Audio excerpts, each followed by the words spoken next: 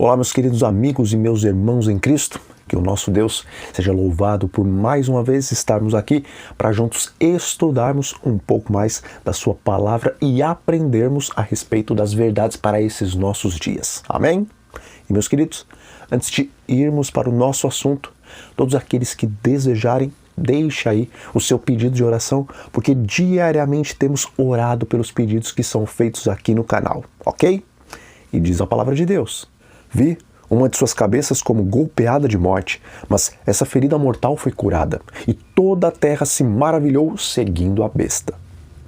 Meus amigos, sabemos que a segunda besta, a besta que sobe da terra, de Apocalipse capítulo 13, trabalhará em conjunto com a primeira besta de Apocalipse 13, aquela que sobe do mar, pois no próprio capítulo 13 do Apocalipse, a palavra de Deus nos diz isso.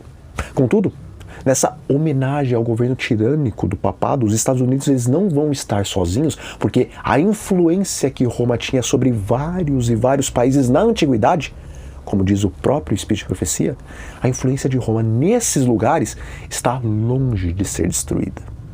Tanto cristãos como não cristãos que são descendentes daqueles que por muitos e muitos séculos se curvaram diante do governo romano, hoje consideram o domingo como um dia sagrado ou como um dia de descanso das atividades semanais, ao mesmo tempo que consideram o sábado como um mandamento descartado, o qual foi dado somente para os judeus e, na verdade, para os cristãos, que foram afetados pela corrupta herança de Roma, o domingo. O dia de sábado, em termos religiosos, é para eles algo inaceitável e digno de desprezo, enquanto para os que não são cristãos, que também foram afetados pela herança de Roma, o domingo, para eles, o dia de sábado está associado ao dia de maior lucro e também de maior diversão. E por causa disso, no último conflito entre a verdade e o erro, entre o assim diz o Senhor e o assim diz o homem, o sábado vai ser o ponto especial de controvérsia em toda a cristandade e também entre os não cristãos. Bom, em Maranata, página 189, o Espírito de Profecia nos diz que dominadores seculares e também dirigentes religiosos vão se unir para impor a observância do domingo. Veja, quando em 2019 nós enfrentamos aquela crise mundial de saúde, a princípio, não foram impostas regras e medidas extremas, mas tudo começou com alguns aconselhamentos, os quais boa parte da população não colocou em prática. Mas, pouco tempo depois, as regras começaram a ficar um pouco mais exigentes, de maneira que aqueles que não usassem o protetor facial não poderiam entrar no transporte público. Contudo, um pouco tempo depois, vieram então uma avalanche de medidas drásticas e até mesmo opressivas, de maneira que a maior parte da população mundial esteve praticamente prisioneira em suas residências. Queridos, a princípio, dirigentes religiosos e também governantes, eles não vão impor pesadas leis, não farão pesados julgamentos para com os guardadores do sábado e transgressores do domingo. Mas, com o passar do tempo, com a insistência da guarda no dia de sábado, parte daqueles que não aceitam o assim diz o homem, mas somente aceitam o assim diz o Senhor, os líderes governamentais e religiosos passarão a promulgar leis mais drásticas e também mais opressivas contra o remanescente de Deus.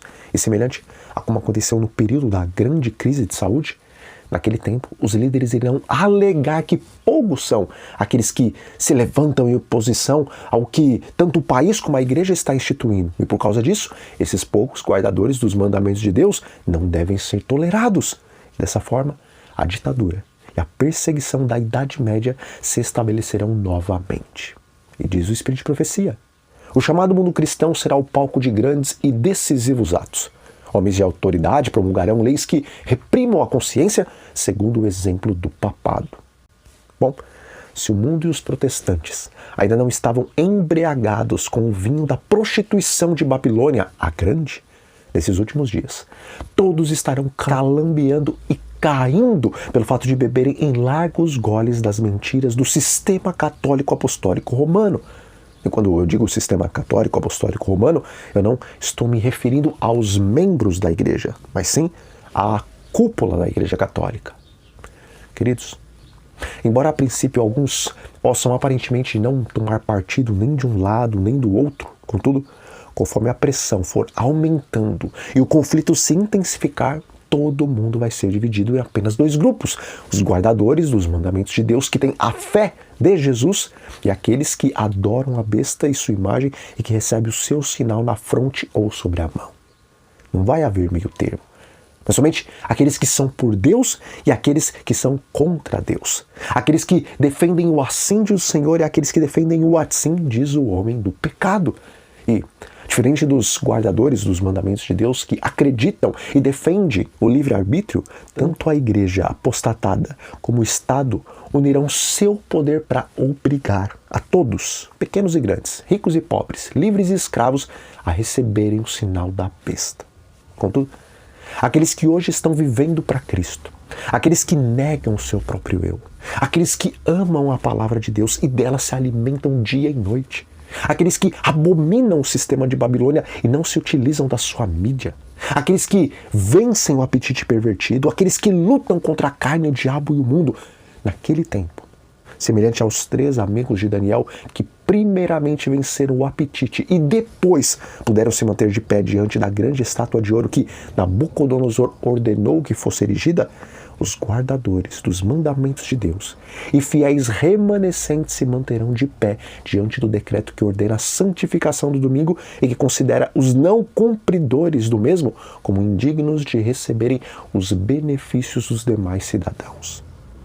Bom, muitos serão provados e purificados, e também muitos se mostrarão metal sem valor, porque na hora da maior privação, semelhante àqueles soldados de Gideão que se curvaram diante das águas, muitos que se dizem remanescentes da profecia também acabarão cedendo e se curvando diante do decreto que ordena a observância do domingo.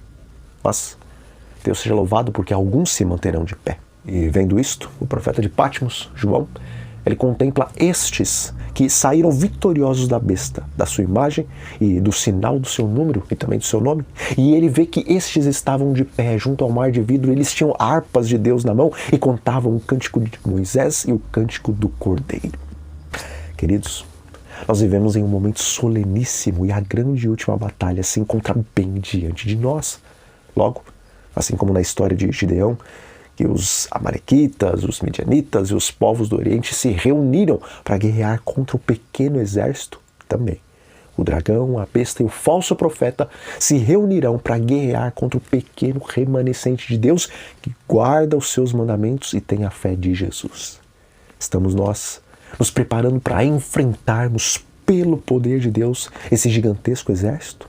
Ou seremos como aqueles 22 mil homens que voltaram para suas casas porque eram tímidos e medrosos, ou como aqueles quase 10 mil que se curvaram diante das águas? Que o Senhor nos ajude a sermos como aqueles 300 destemidos, os quais tinham um caráter semelhante ao caráter de Gideão, que naquela história estava tão somente sendo um tipo, um exemplo de Cristo. Ou seja, os vencedores da besta, da sua imagem e do número do seu nome são aqueles que estão hoje desenvolvendo um caráter semelhante ao caráter de Jesus. Então, meus queridos, nós vamos ficando por aqui. Mas antes, vamos fazer uma oração. Senhor, nosso grande Deus e nosso Pai, louvado e adorado seja o seu santo e eterno nome.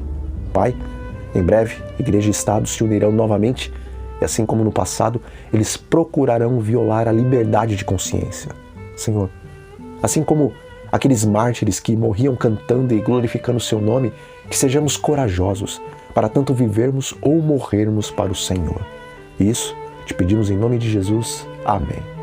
Bom, fiquem todos com a paz do Senhor Jesus e até a próxima.